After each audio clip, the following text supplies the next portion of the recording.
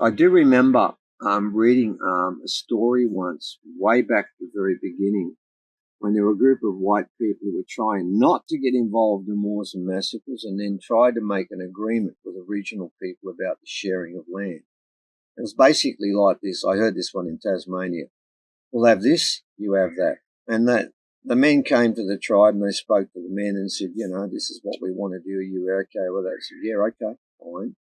And then they shocked the white men by saying this. Now we'll go and ask the women for permission. And they looked at it like, what?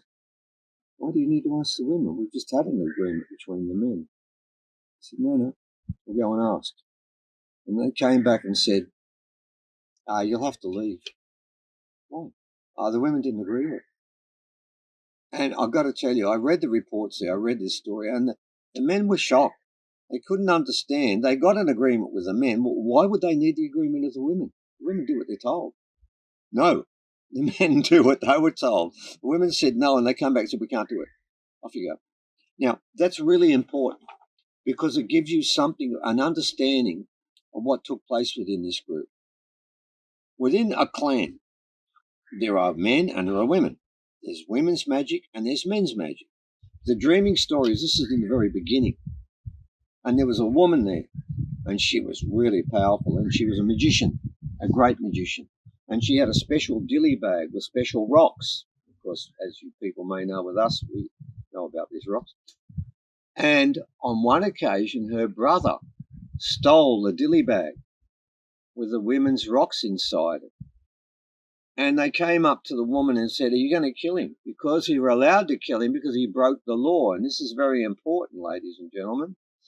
He had stolen something from the women that wasn't theirs, and that's against the law. If a man goes and watches a woman's ceremony that's taking place, she'll be killed. And if a woman goes and watches a men's ceremony when he shouldn't be, she'll be killed. That doesn't matter.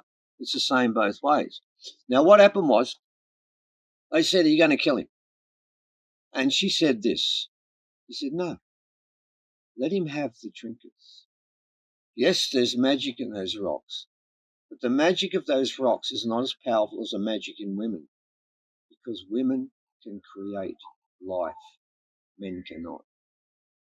And that's an important part of this story.